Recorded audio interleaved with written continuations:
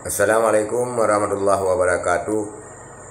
Saudara-saudara sekalian, Sofyan Daud menuju DPR RI melalui Partai Demokrasi Indonesia Perjuangan.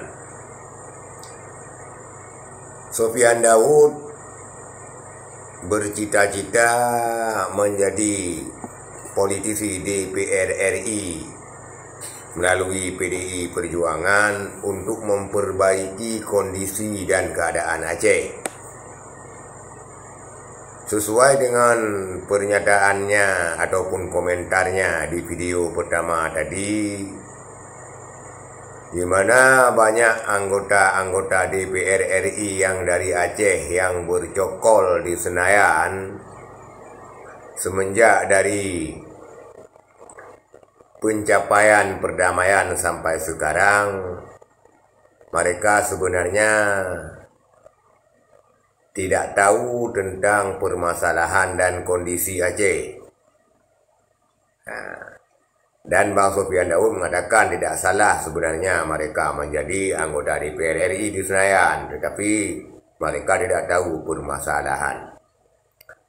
Seandainya mereka semua tahu permasalahan Aceh, caleg-caleg ataupun bukan caleg, politisi-politisi yang bercokol di Senayan di DPR RI yang melalui daerah pemilihan Aceh, tentu mencari solusi, duduk bersama dengan pemerintah, juga dengan DPRA dan pihak-pihak terkait lainnya untuk mencari solusi bagaimana keadaan Aceh yang terbaik ke depannya. Ini tidak pernah dilakukan katanya, tidak pernah dilakukan. Dalam bahasa Aceh mengkubat hana, hawa tu hana yang lainnya.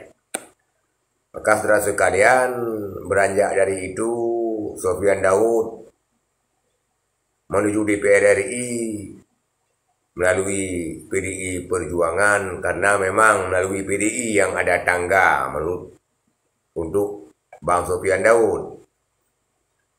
Seandainya katanya Partai Aceh mempunyai jenjang sampai ke pusat, tentu dia akan menuju DPR RI melalui Partai Aceh. Tapi karena Partai Aceh hanya sebatas lokal yang pusatnya di pemerintahan Aceh, artinya setingkat DPRA pusatnya, tidak ada level ke DPR RI, maka Bang Sofyan Daud menuju DPR RI